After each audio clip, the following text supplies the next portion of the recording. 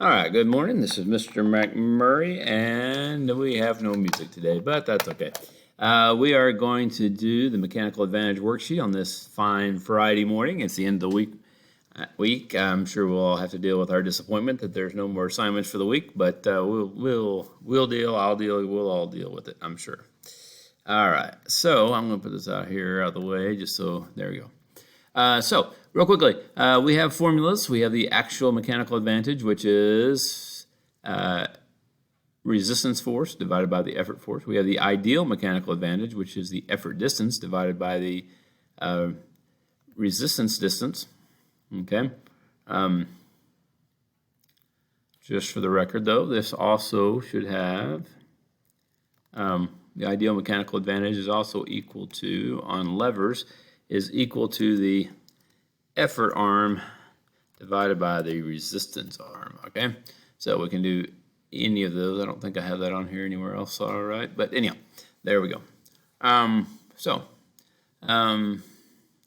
Work input is just effort force times effort distance. Work output is resistance force times resistance distance, and work output, and that's work output or WOUT. Efficiency, you just take the work output divided by the work input, and you multiply it by 100 to make it a percent. All right, so keep in mind, unit-wise, a mechanical advantage does not have any units.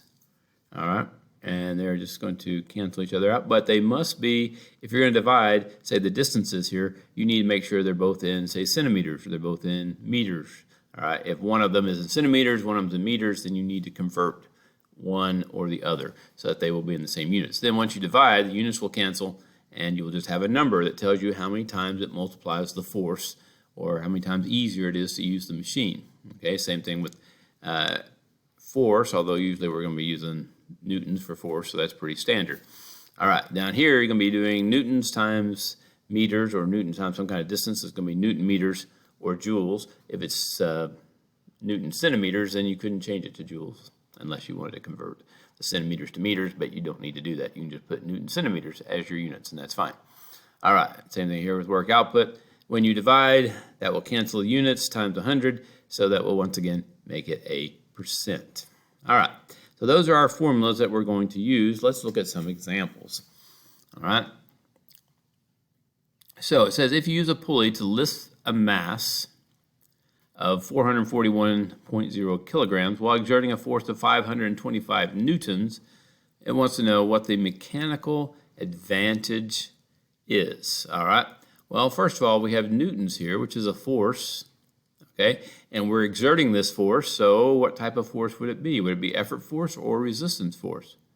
Well, we're exerting it on the pulley, so this would be our effort force. So we know that. But this is a mass. Whoa, a mass. Well, that's not any good because a mass does not help us here, right? So what we need to do is calculate this and change it to newtons, okay? And force, or newtons, is equal to mass, which is 441.0 kilograms, okay, times the acceleration of gravity, or little g, which is 9.8 meters per second squared. Okay. You may prefer to just type that in if you want, but that's up to you. I had to draw it. I'm going to write it down like that. Whoops, that didn't work very good. Try that again. All right. Okay. Now, the first thing we need to do then is to multiply that. All right. So we have 441.0 times 9.8, and that's going to give us, boom. Now, the question is, how many sig digs should we have? Well, the correct answer is we should have 4, because this was 441.0. The 0 is significant, all right, although it doesn't affect our math. So we need 4 sig digs. So this is going to 4,322. All right, 4,322 newtons. All right. Now, this is the weight of the mass, and so this would be our resistance force. All right. So we're going to take the resistance force divided by the effort force, which is 525 newtons. All right. And we're going to calculate that. Now, once you get your answer, how many sig digs should your answer have? Well, this number had 4 originally, and this number has 3. So our two measurements have 4 and 3. We go with the least number of sig digs, so we're going to go with 3 significant digits. All right. So go back to my calculator, and we'll go 4, 3, 2, 2, divided by, I forgot the number, let me go look, 525. I should have remembered that, but that's okay. When you get old, you forget these things. All right, so we're going to do that, and we get, whoa, 8.23238. Okay, but we need how many sig digs? 3. So it would be 8.23. That is correct. So 8.23 would be our final answer. And since this is mechanical advantage, it is just a number because that's how many times easier. It'd be 8 times easier to use this pulley system. Okay, so actually instead of a pulley, this is probably a set of pulleys. Okay, all right, quite a few pulleys, in fact. All right, 8 or 9 probably about 9 or 10, and then yeah, somewhere in there. All right, so let's move on to the next one. So lever, it tells you the mechanical advantage of 5. Okay, now if it tells you the mechanical advantage on this worksheet, if it just says mechanical advantage, it can be actual or it can be ideal, whichever one you need. If you have the distance measurement, you'll use it as if it were ideal. If it's they give you the force measurement, you will treat it as if it were actual. All right, unless it says specifically, I want this particular kind of mechanical advantage, we're just going to leave it. For example, number 5 says calculate the ideal mechanical advantage, so we definitely need to do that. Okay. All right. And let's see if there's anything else there. Okay, that's good. All right. Now, on a ramp, we're going to be using things like the effort arm and the resistance arm on each side. Okay. But with a ramp, let me just draw a quick little ramp here.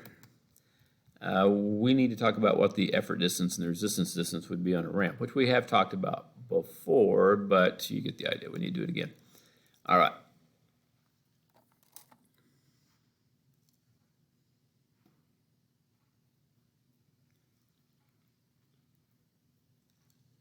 All right.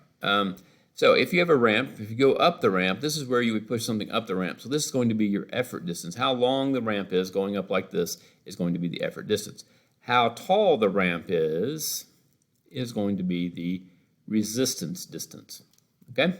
So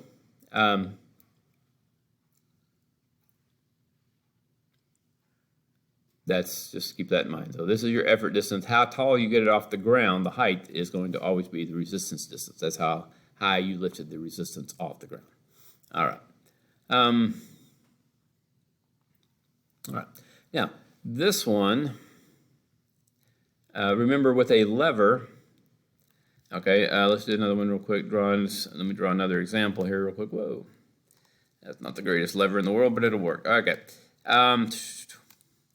If you're pushing down on the lever like this, all right, the distance from the fulcrum to where you're pushing down, that is the effort arm. From the fulcrum to the rock is the resistance arm. Not all the way to the end, just to where the rock is, about the middle of the rock to there. That's the resistance arm. Now, how far up or down this goes is the effort distance. How far up or down this goes is the resistance distance, okay? So keep in mind, the distance from the fulcrum is the arm, okay? How far up or down they go are the resistance distance and effort distance, okay? So keep that in mind. All right, so going to this one, we have a mechanical advantage of 5. So we will say mechanical advantage is 5, and it is equal to, remember there's no units, how heavy a rock can lever if you put 100 Newton force, okay? Well, if you're exerting 100 Newton force, is that the effort force, or is that the resistance force? Well, it's your effort because you're exerting it, okay? So we don't know what the resistance distance or effort, the resistance force, there we go, is. That's what we're trying to find. How heavy an object could you pick up? We don't know. But we do know that it is times 100 newtons, all right? Since this is x over 100 newtons, you always try to get rid of that. So first thing you would do is multiply both sides times 100, all right? On this side, it would cancel out the bottom part, 100 newtons. Okay, on this side, you put 100 newtons times 5, and you would get, that's right, 500 newtons, and it's a force. So if it had a mechanical advantage of 5, then you could move up to 500 newtons with it, okay? If there's no friction and that sort of thing, because that's an ideal mechanical advantage. All right, now, this one's going to be talking about the distance, okay? If you push down 30 inches on the lever, that would be the resistance distance or the effort distance. Think about that. And then you want to know how far the rock will move. Is that the effort distance or resistance distance? Okay. So for this one, you're going to have to plug into this formula. It says assume there is no friction, so that would mean that you can use the ideal mechanical advantage formula for that. All right. And so you would plug into that and solve for that. And that's basically how these do. Now, a couple things keep in mind. This is a screwdriver, but it's being used as a lever to pry the lid off of a paint can, so it's still a lever, all right, and so forth. All right, down here we have a ramp. We talked about ramps, all right, and then again, once again, we have a lever here, and all these questions here underneath number 6 have to do with this picture here, all right, and then finally, you have the resistance arm, effort arm thing over here. Remember, mechanical advantage is effort arm divided by resistance arm, which is here for you. And here's another lever down here. So, that should kind of do it, I guess. Work through those, try to do your best. And if you have any questions, let me know. Otherwise, have a great Friday and have a great weekend.